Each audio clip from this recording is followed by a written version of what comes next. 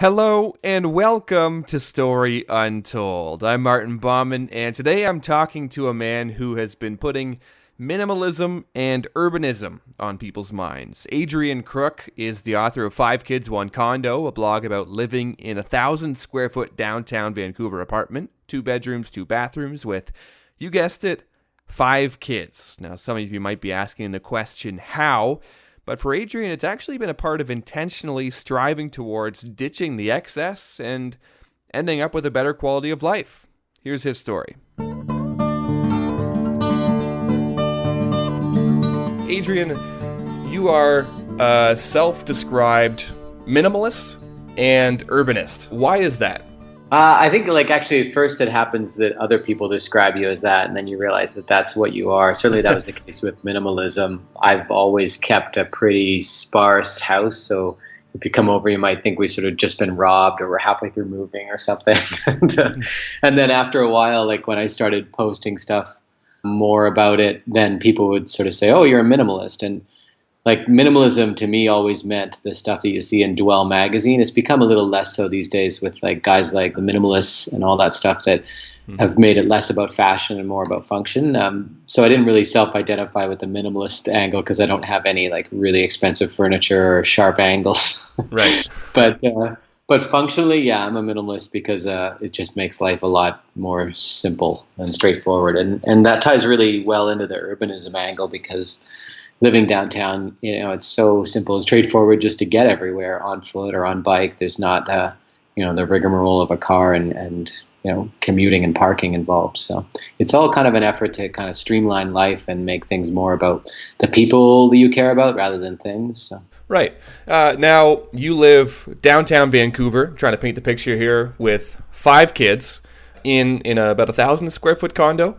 If you could paint the picture of what your condo looks like. Yeah, sure. So it's in a neighborhood called Yaletown. Vancouver's neighborhoods are tiny. They're like, a few blocks each really. So it's almost laughable sometimes when you like draw lines between them.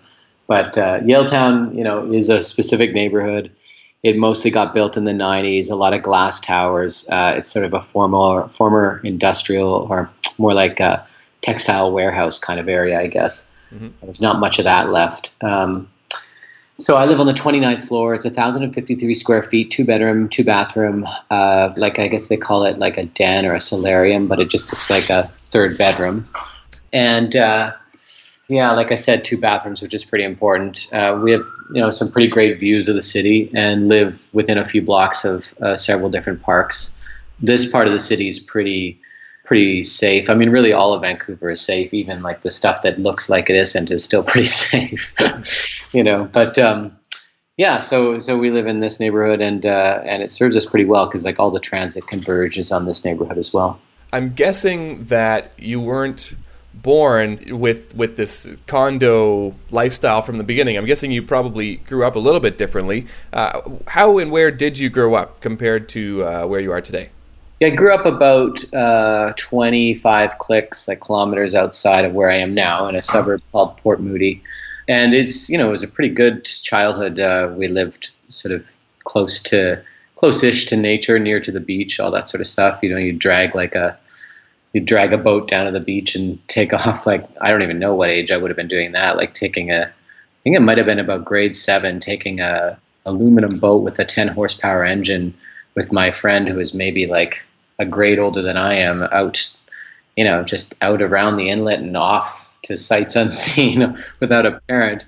It's hilarious when you think of some of the crazy risks, you took back then without even batting an eye compared to what we're comfortable with today. But so I had that, very much like a left alone kind of childhood. Just play at night until it's well past dark and come in when you're ready and build tree forts all the time and design board games. And that was really about it. A really kind of like industrious, creative childhood.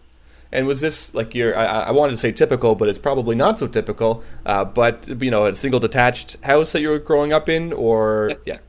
Yeah, exactly. Just in a single-detached house neighborhood. And it's funny, I got a message from somebody an older person that knew me from when I lived in that neighborhood as a kid. And she was talking about how now they're proposing building 37-story towers in that neighborhood. And not just precisely that neighborhood, but in a part of Port Moody because they do have the same housing crisis that everywhere here has. And so it's changing, and it's going to have to change necessarily to accommodate that. I think we do still collectively have this idea of what we idealize. We're going to, at some point, buy a home, and it's going to be single detached, and it's going to have, a backyard and all these sorts of things. When did you start thinking about going the condo route? Good question. I guess when I first moved out, I moved into it's like a fourplex, and I shared that with a friend, and that was pretty cool. That was a little bit closer to downtown, but not much. And then when I moved out of that place, I moved into my own sort of 600 square foot apartment. Back then, I think it was like the late 90s, and you could have bought that brand new apartment for about $100,000. Yeah, it's totally ridiculous. But that was literally across the street from where I live now, in a slightly newer building, not much, like a few years newer. And I just loved I got rid of, did I even have a car at that point? I'm not sure, but I didn't have a car when I lived there, and I would just SkyTrain and bus to work, because I worked sort of out in the suburbs, and you could just walk everywhere. And, it sort of sold me at that point. And, I've sort of bounced between house living and condo living for the years in between then and now, just as your circumstances dictated. Sometimes it's not always up to you, and you get partners involved and stuff. But yeah, then eventually it was, when you just have a chance to kind of assess what means the most to you and how you want to structure your life. I think it wasn't until like the last, half decade that I started getting an understanding of what made me happy in an urban environment, and like that sort of that tag of urbanist, or however sort of colloquial and non-academic it is, because I have no academic training in anything to do with city planning or anything, but it at least hints at the fact that at some point I came to understand why the built environment of an urban area is more satisfying to me than a suburban or sort of spread out or sprawly one, and that's why I chose to do this. And why is it more satisfying to you? Oh, so many things. I mean, obviously, there's a natural freedom of not needing to be constrained by a car, and there's so many things that go into that. I mean, cars, obviously, even aside from the costs and the safety concerns of operating a car, they're also horribly isolating, and they waste huge amounts of your time because they require you to operate them instead of being able to do anything else while you're transporting yourself somewhere. They cut you off from making social connections. So expanding back out to like the urban environment, I think when I was going through my divorce, like back in 2013, we had just moved back from Mexico, and I had to decide like where I wanted to live. And I knew that if I had put myself in a suburb, that I wouldn't be close to the social connections I needed, and just the fabric of life, quite frankly, to get through what is like one of the most emotionally trying times of anyone's life, if you've ever gone through a divorce and that sort of stuff. So being able to like walk out the door and bump into friends that you didn't even plan on bumping into, or pop out for even an hour if you're not feeling up to doing much, and drop in on a small get together or what have you. It's this kind of stuff that when you're in the suburbs, it all just seems like too much of a bother, and you don't do it. And it's like that lack of friction between, like yesterday I was meal prepping in the kitchen in pajamas, and then I remember there was like a curator's tour of like a local art gallery,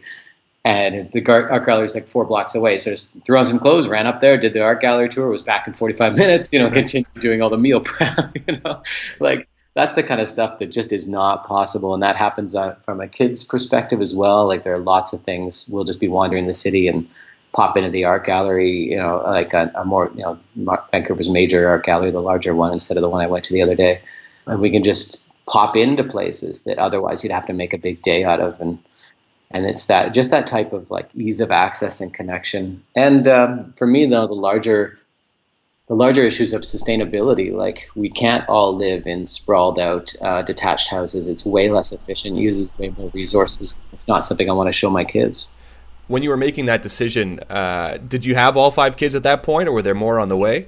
No, I had all 5 kids at that point. The youngest one was born in 2012. So, but it was like the youngest one was 1 year old, but right.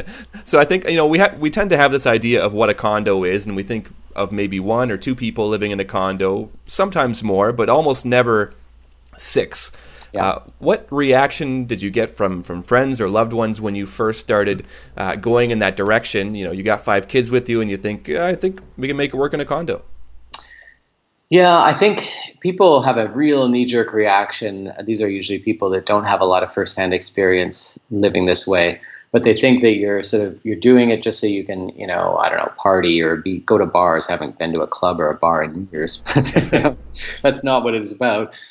So they kind of think that you're making a selfish choice because really you just want to continue living, an exciting life or whatever. And there are a lot of amazing things. Vancouver is one of the best places to raise a family in the world, quite frankly. So it is.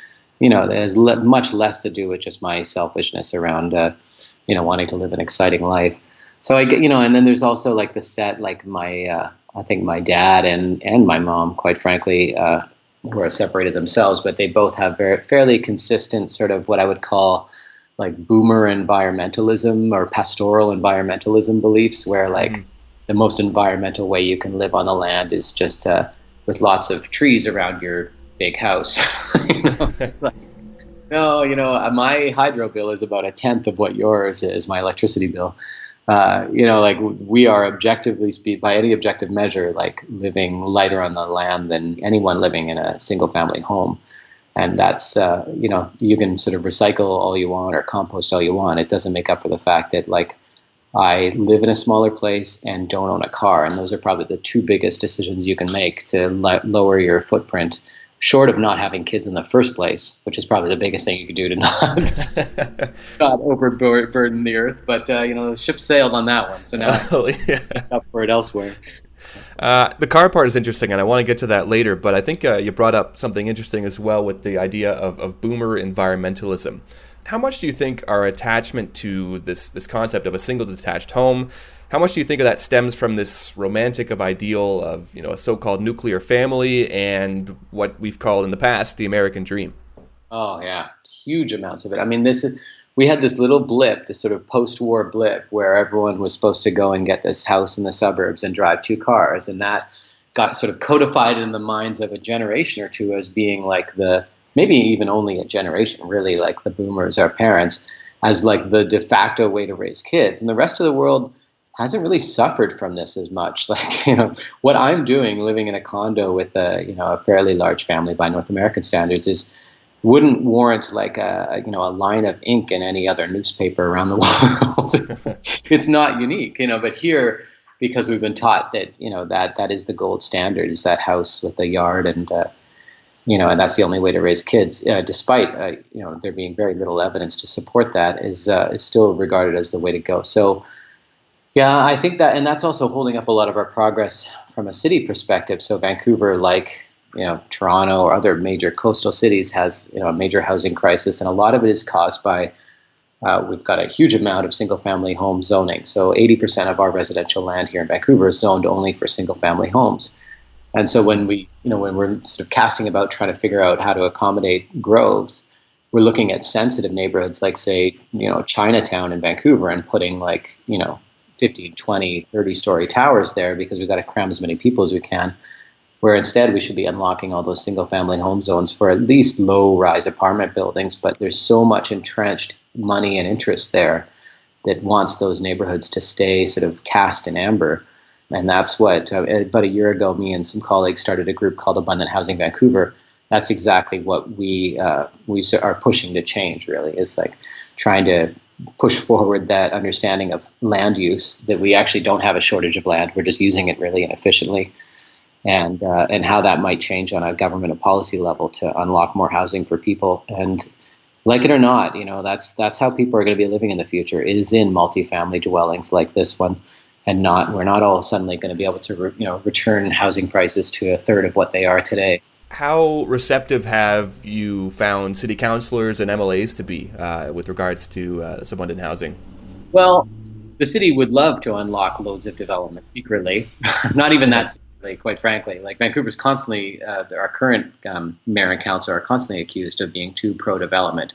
I would argue that they've been not pro-development enough, or at least not in the right areas. So what they're doing is approving large projects in areas that are already approved for large projects. Whether or not they should be built there is another matter. When you sort of press them on unlocking our most valuable land that's right near public beaches and or public universities, like say Northwest Point Grey. I don't know, you're probably not familiar with where that is, but like, I was in Vancouver last summer, so I have an idea if you're talking about close to, UBC and Pacific Spirit. exactly. They're about to build like a multi-billion-dollar subway line that's going to run 2 blocks away from it. Well, if they pushed it right out to the university, it would. But in any case, like that's the kind of land that shouldn't be zoned for, mansions, which is what it's zoned for right now. Like the minimum lot size is 150 by 150 feet. It should be zoned for multifamily housing. So that trying to make that argument is much harder because, those are millionaires and billionaires that own that land, not and they, they're probably big donors. So yeah, there are big changes that are needed, but it's going to be tough to make them. Minimalism, as I've seen it, or at least minimalism not in, I suppose, the fashion sense, or minimalism as we've come to see it lately, often goes hand in hand with this idea of letting go, whether that's letting go of the things we buy or accumulate for no other reason than we just like having stuff, and the idea that more is seen as better. And that's not always easy to let go, I think. What has that looked like for you? Well, I was, I've always, like I said, I've sort of always been a minimalist. Even when I was married, I don't think we had quite as much stuff as most other people. Still more stuff than I wanted. And then when I, split up, I started from scratch really in terms of stuff. Well, so that's very helpful. If you ever need to like figure out what you need and don't need, just like give everything to your ex and then start over. It's a really great way to go about doing it. So that, then I just got whatever I most needed. So like a couch off Craigslist. And that's the other thing. Like I don't like having things that I put it this way, that I worry about getting damaged, because that's sort of psychological space that should be taken up with more important things. If I'm worried about using something, it's like having a negative effect on my quality of life rather than a positive one. Mm-hmm. So as far as getting rid of stuff, like if I'm trying to figure out if I should get rid of something, so I've had a GoPro for a while. I barely used it. But then I thought, well, maybe that's because it's tucked away in the closet. So now I've got it sitting out, ready to go, basically fully charged on my bookshelf. And I haven't really used it, even still. It's been about a month. So that's, that'll probably wind up being sold. And that's kind of a process I go through with things. If I put it out and neither me nor the kids use it, then why do we have it at all? So, gradually you just sort of whittle down until we've only got the stuff that you really need. And then we live in a place where you can borrow or rent things very easily. And that's way more economical than owning it outright or storing it all the time yourself. I think the flip side of minimalism and of letting go of things, you often hear talk of purpose, of thinking of things and asking, what purpose does it bring to my life, or what value does it add to my life? What, yep, in your case, are the things that you've kept or the things that you found really hard to part with? Good question. I'm looking around here, trying to see what that would be. I don't really have too many things obviously the functional things like, places to sleep and sit and eat, are pretty important, computers, but I don't have too many things that I'd have trouble getting rid of. I have things that I get a lot of use out of that if you took away, I'd be kind of bummed about, like whiteboards and cork boards, stuff that we use constantly to like scheme stuff. And we're constantly as a family using things like the whiteboard to remember to do things and to write notes to each other. And so it'd be stuff like that, more almost creative things than anything else. I don't think we're pretty lean here. The kids like their video games, so maybe they'd probably have trouble getting rid of all of their video game stuff. They have like a computer, and we have a couple of video game consoles. That's my main profession, as a video game design consultant. So that's why I happen to be overloaded with tech, but that's about it. Do you walk into friends' homes or relatives' homes now and want to shake them and show them how much stuff they have that they don't need? I think it's whatever you're comfortable with. I think you're welcome to have as much stuff as you want. A lot of times, though, people use their stuff as a justification for why they need a larger place, and that kind of bothers me, because we don't need larger places usually. Your kids are not 2 or 3 times the size of mine, so you don't need a house that's 2 or 3 times my house. But you may need it if you're going to fill that garage full of stuff instead of a car. Right. So, I understand that stuff means things to people. doesn't mean I have to live in that place. Right. And the idea too, I suppose, that you have an empty room, you got to fill it with something too. Yeah, and I know when I had a house, when I was married, we had a house for a while in North Vancouver. It was about 2,500 square feet, and the irony is, to be able to afford it, we ran like a licensed daycare out of the basement that took 2/3 of the square footage of the basement, and then we had a second living room in the basement that we would only use occasionally, and then I had an office in the basement that I would use even less occasionally. So really, we were living in about 1,200 square feet. Yeah. But then you sort of, for some reason, you thought you needed this larger house, and I would just feel so much resentment toward ththose rooms that were empty most of the time, because it's like, I'm paying for them, I'm not really using them. Why did I do this? So yeah, I think if you don't have a bunch of things, you can get by with a lot less space. So I guess if you have to start somewhere, start clearing out the things and seeing what you need. But I've watched a friend of mine. She moved from a place that was essentially like a bedroom and a large living room, and when I met her, it was just full of stuff. And then she moved into a place now that I think is about 300 square feet, maybe 250. On the basically Vancouver's downtown east side, like a brick bachelor kind of thing.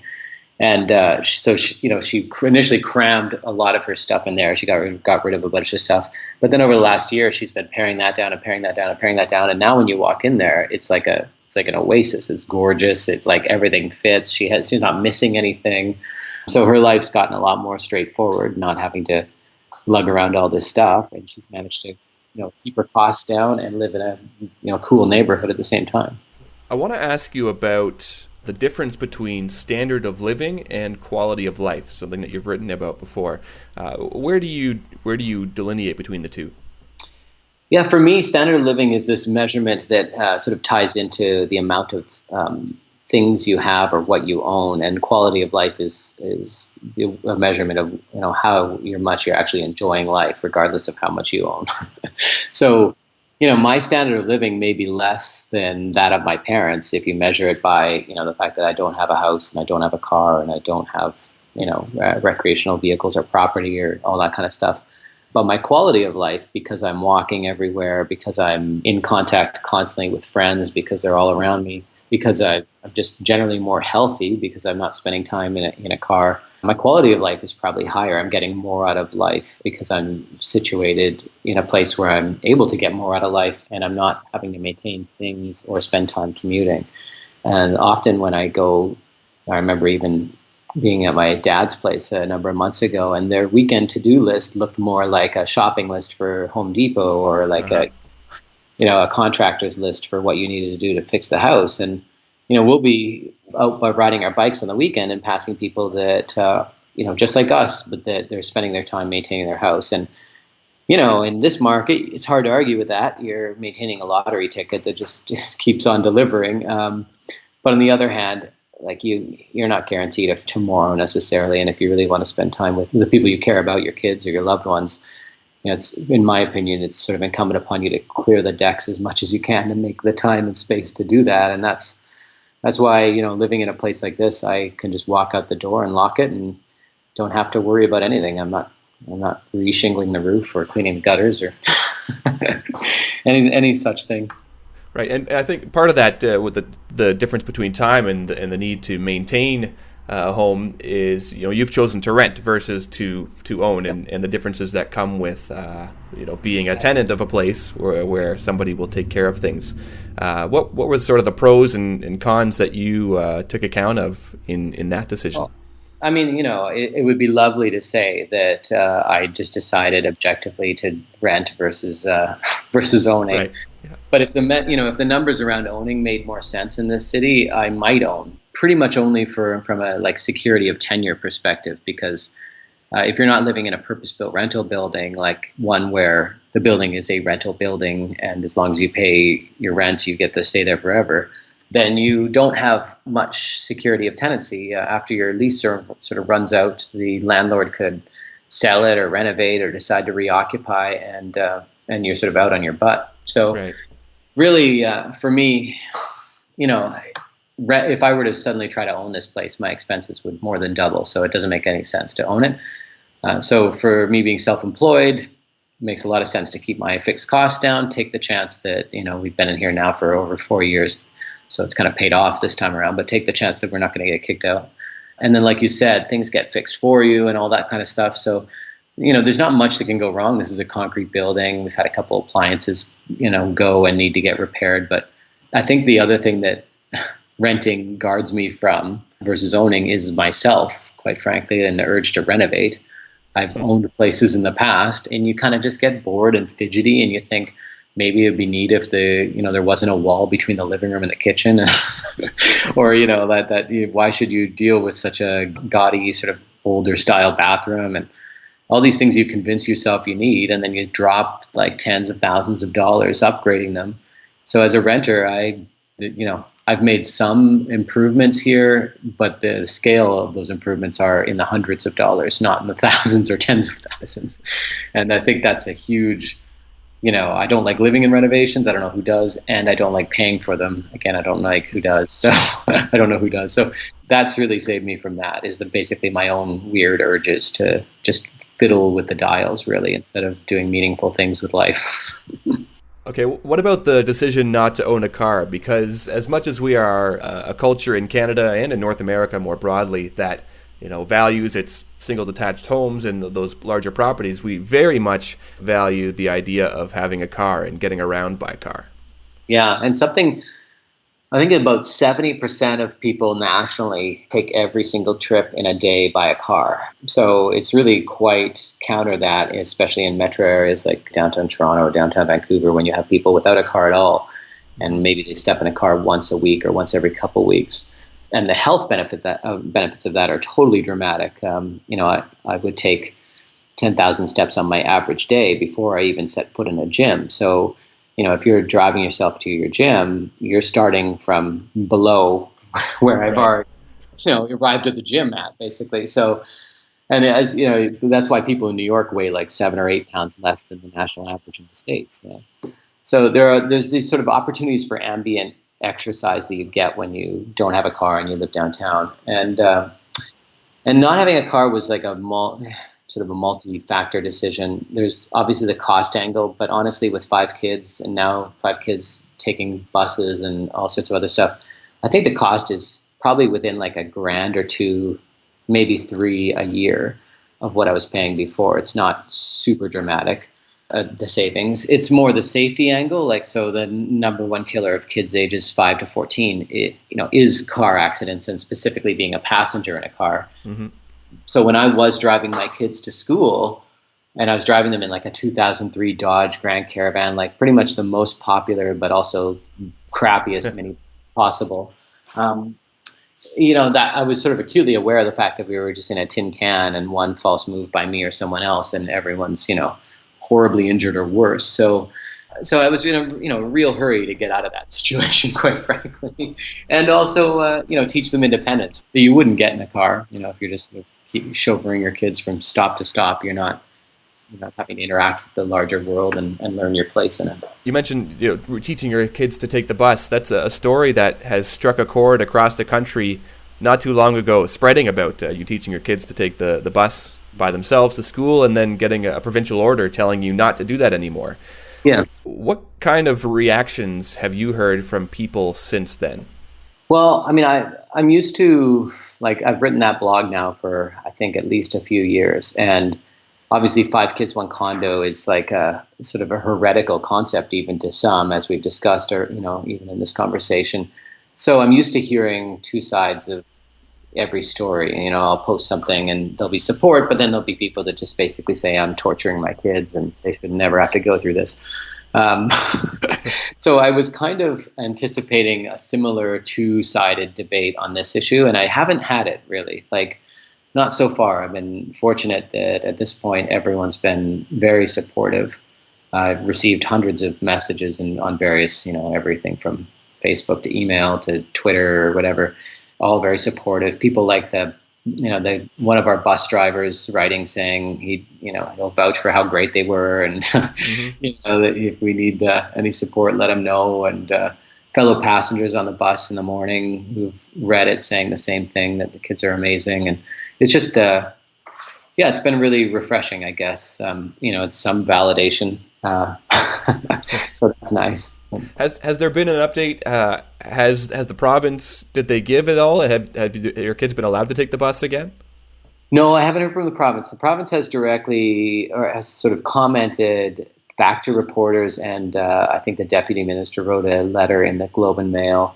But it's a very stock kind of response about how there is no statutory age in BC, and every case is unique and so forth. And I've had conversations with other people that know more about how the ministry works, and there are different opinions on how unique each investigation is, and whether there is actually an age on the ground, because there does actually seem to be an age on the ground that social workers gear everyone towards, even if there's no age on the books. Do you think in this case it's just because you were blogging about it that they decided to shut you down, basically? I don't know. I don't think so. I think it's it was an anonymous report apparently, so I don't know who it would have come from, but Yeah. they're aware that I'm blogging about it, and that's probably why they took, their time kind of coming up with their recommendation. But I don't know. I think it's tough once if somebody came to me and asked me to take responsibility for their kid and I didn't know their kid at all, and if I, screwed something up, they would sue me. I would probably put that kid in like a padded cell. I don't know that kid's, capabilities. I don't really have time to assess it properly, but please don't get me in trouble. And I think the ministry has been in trouble a few times over the years for not getting involved enough. And I think it's easier just to lock something down from a liability perspective than it is to let a situation that you don't agree with continue, even if there's never been an incident, as there hadn't been. Right.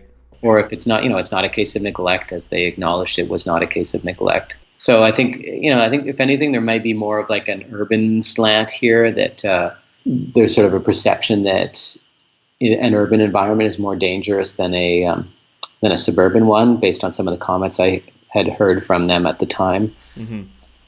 But who's to say? I think we'll get into it as we go forward now, because I've raised about $40,000 for the legal aspect of this, and we'll just slowly start marching towards figuring that side out, I guess. You've talked a little bit about this already in our conversation, but I want to get back to this idea of commuting. Commuting's part of it. I think renovations are another part of it, but the cost of time that people forget when they plan how to live their life. Can you tell me about that? The importance of thinking of time when you're looking at, I suppose, a form of currency in its own. Yeah, and people often forget that. Like, there's this idea that when you're buying a house, you just sort of drive until you can afford, and then when you're getting a job, you just get the highest paying job you can. And often those two are actually really far apart from one another. The high paying job is downtown, and the house you can afford is far out. Mm-hmm. And then people, that's where their calculations stop. And there's not this idea that not just the value of their time, but the value of their happiness is, that's worth something and should enter into the calculation. So if you're spending an hour or two driving every day, let's say you're spending 2 hours, that's like a quarter of your workday. So you're adding on another quarter of your workday. You could probably earn a quarter less and work right beside where you lived if you wanted to accept a job further out, closer to where you bought your house. But that's just not the way we're trained to think. I think we're trained to sort of go for that brass ring and regardless, and then hunker down where we can afford the most, buy the biggest, the best, just in case, the grandparents come and stay at Christmas. We need an extra room. Right. We need that yard, even though the statistics on yard use are, they don't totally support our need for a yard. I think there was a study that UCLA did, I think, at one point, that showed that kids were using it like 10 or 15% of the time or something, some extremely low amount of time. So, after a while, we just don't use the things we own, and I even find that, and that's, like what is it? I wanted a cargo bike for years, for instance, mm-hmm. And they're like $3,000, $3,000 or $4,000, and I know I'd buy it, and then we would use it like not enough to justify that cost. So I rented one the other day, and it cost me $50 for like 3 or 4 hours, and maybe I'll rent it again in like a few months. But that's a lot of $50 rentals, and I don't have to maintain it or store it or risk it being stolen or anything. So, the idea of just paying for what you're, what you need when you need it is a big theme of mine too. In addition to valuing your time, and I just think people don't value their time they don't even value it at what their employer values it at like on an hourly basis. Let alone, if you valued it on what you felt it was worth yourself, which is probably invariably more than what you get paid. Presumably, in your case, your kids are still young, but are going to grow, and there's going to come a time, I assume, when the pressure to upsize is going to increase. Your kids grow, and as kids turn to teens, that desire for space and their own space typically would grow. What's your plan in that case, as kids grow into beings that might be taller than you at some point? Yeah, it's funny because I've heard from people with 4 or 5 kids who have lived their whole lives in apartments in Chicago or New York or other big cities like that. So I get this question a lot, like, just wait until they're teenagers, and then it's all just going to come crashing in. And the great thing about cities is they have what we call like third places or third spaces. So the library, the coffee shop, the community center, all sorts of places that kids and adults can go when they need to get out and get some privacy, and it's just like it's across the street or it's 3 blocks away.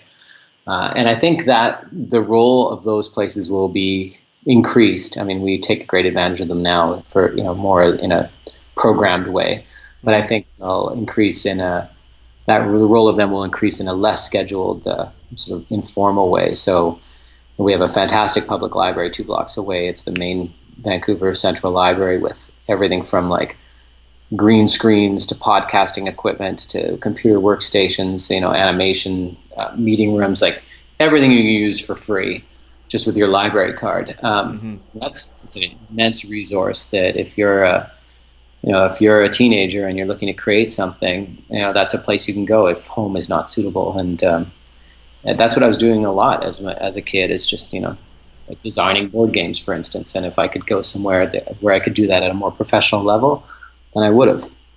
What do you hope that your kids gain from this experience of living downtown and living in a condo all together? I think I really just want them to see that their reality is bigger than what they're sort of told it can be. So we have such a very standard narrative, especially here in Canada, where it's just like everyone's headed towards marriage and a house and two cars. Like that's sort of like that life that's perfect. Mm-hmm. And I want them to see that people construct their lives in a bunch of different ways. And living downtown is also a part of that. You get to bump into a lot of diverse people that are on the low end of the income spectrum and even on the high end, I guess. I don't have too many rich friends, but so I think the best thing they could take out of this is an appreciation that how they configure their life is up to them. And there are actually more options and things that they can do that are beyond what maybe convention would dictate that they're able to do. So plenty of people say that we're not able to do this, and we've been doing it happily for 4 and a bit years now. And then like I constantly get copied into discussions on Twitter where somebody said, "Oh, I couldn't possibly go without a car. I have too many kids." Somebody's, it's like a bat signal somebody throws up to have me wade in with some obnoxious point of view. But like, which I try to refrain from being too obnoxious. But yeah, you can go without a car, and have 5 kids. Like, yes, it means we don't drive like 60 kilometers to go do something all the time. Like we did a few months ago, we went to our favorite reptile rescue place. It was closing down. So we drove like, I think it was 75 kilometers each way. It was mind bending. For somebody like me that doesn't drive much, it's just like horrifying, but you get like a car share and you go out there. So there are occasions where we do take big trips like that, so we're not totally depriving ourselves of like the larger city, but we get so much right within our, a few blocks of our doorstep that we don't really need to. So I think, going back to your original question, if they can just be flexible with how they define their lives, because they're going to need to be adaptable. Like, we have no reason to think that all of a sudden affordability is going to get dramatically better. I'd love it if it did, and I'm hoping through Abundant Housing Vancouver and groups like that, we can lobby for it to be more affordable. But I think regardless of affordability, sustainability is another thing. We just have to live lighter, fewer cars, more dense housing, and if they're prepared for that and not wondering what it would be like, then I've done my job. What do you think that you have gained from this, of spending so much time in this small space with all of your kids, and choosing to forego, the big house in the suburbs with a fence and a yard, and choosing to spend it in the condo instead? So when I lived in Mexico, I was traveling a lot. Like, I was married, traveling a lot. We had a huge amount of help around the house because you could afford it. You know, when I was home, was really sort of not a very good dad. I didn't really know how to parent just because you're not acclimated to it, and other people are doing it for the most part. And like, you didn't really feel very good about your parenting, and like you were giving your kids a great representation of what a fulfilled, father figure should be, basically. So now I spend a huge amount of time with them. I'm self-employed, so I can like adapt my schedule to fit theirs. I'm, very well connected to their lives. Like, because we live in a relatively small space, we all have to develop a lot of sort of empathy for, if somebody wants a bit of quiet time versus somebody else wanting to play Just Dance in the living room. I think, it's connected me emotionally to my kids far more than if I was just in a big house and was spending most of my time commuting and working, and then just sort of shuttling them around to sort of check those boxes of extracurricular activities. Like, I actually, know what my kids think now. And, and to me, it's like, I can work, if I live long enough, I can work when they're out of the house, like when they grow up. But this is the time where I want to kind of be around and be present. And that's the best thing it's given me, is like a level of presence and a learning about who I am as a father that I don't think I would have had if I just sort of continued on doing what I was doing. Adrian, thanks very much. It's been a pleasure. Thank you, Martin.